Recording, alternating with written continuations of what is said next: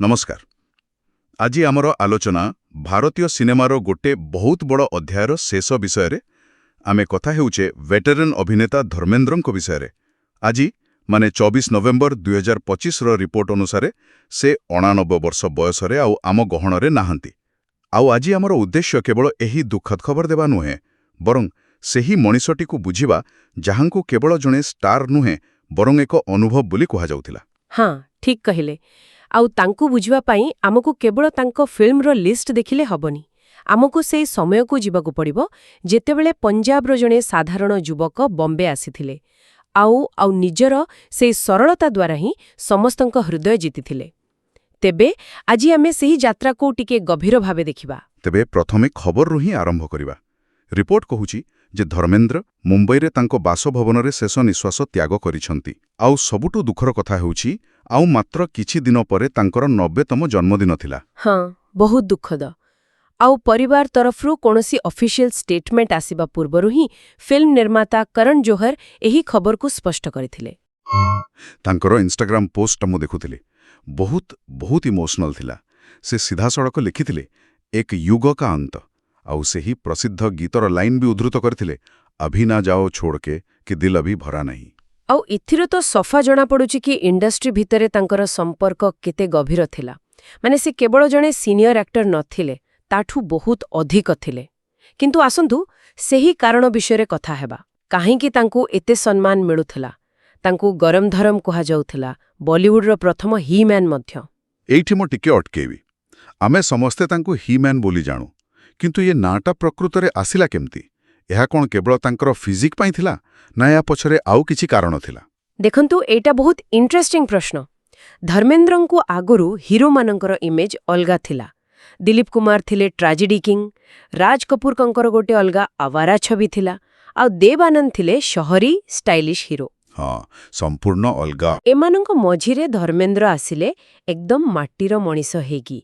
तांकर पौरुष केवल मांसपेशी नथिला तांक सरलतारे थिला। तांक भितरे गोटे कौन कहंती र चाम थिला।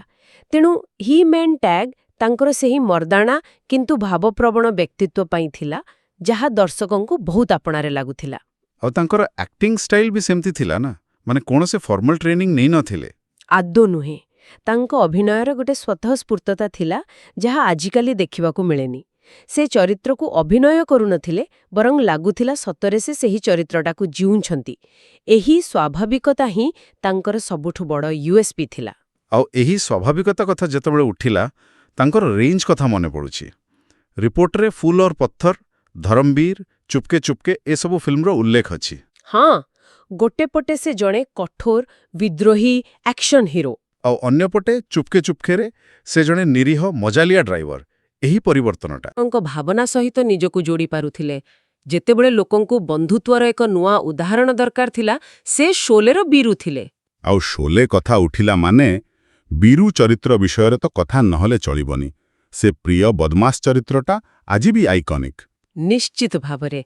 आउ अमिताभ बच्चन सह तांकर जोड़ी सेटा तो इतिहास।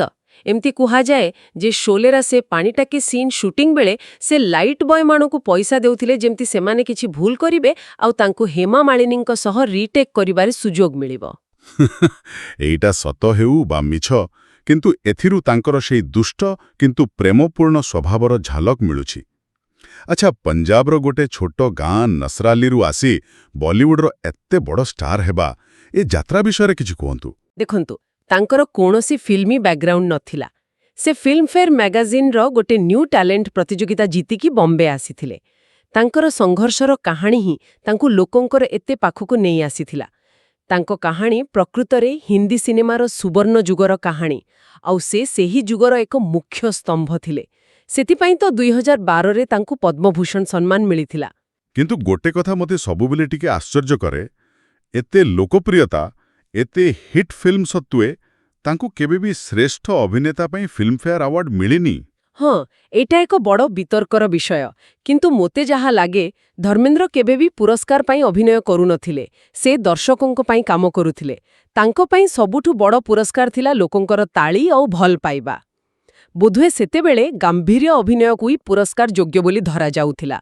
किंतु इतिहास देखंतु ଲୋକଙ୍କ ମନରେ ସେ ଯେଉଁ ସ୍ଥାନ ପାଇଛନ୍ତି ତାହା କୌଣସି ପୁରସ୍କାରଠାରୁ କମ୍ ନୁହେଁ। ଠିକ୍ କଥା। ଆଉ ତାଙ୍କ ପରିବାର ମଧ୍ୟ ତ ଏକ ପ୍ରକୃତ ଫିଲ୍ମ ରାଜବଂଶ। ନିଶ୍ଚୟ।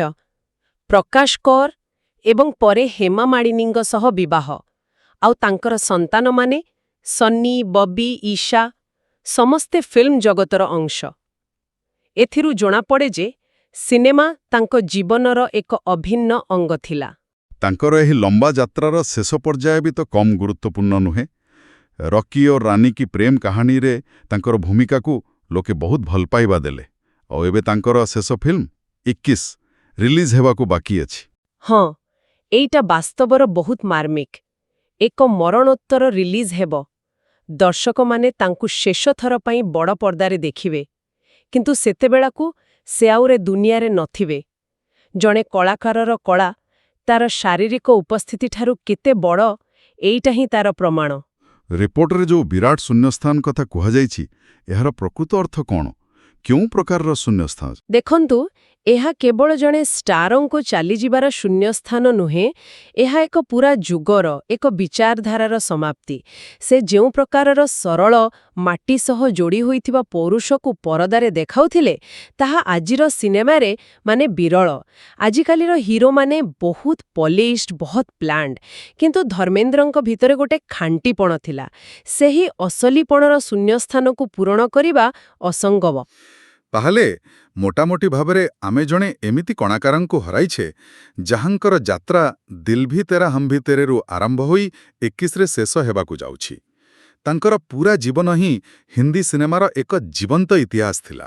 ହଁ, ଆଉ ଆମେ କରଣ ଜୋହରଙ୍କ ପୋଷ୍ଟରୁ ଆଲୋଚନା ଆରମ୍ଭ କରିଥିଲେ। ସେ ଲେଖିଥିଲେ ସେ କେବଳ ଜଣେ କିମ୍ବଦନ୍ତୀ ନଥିଲେ, ବରଂ ଜଣେ ବହୁତ ଭଲ ମଣିଷ ଥିଲେ।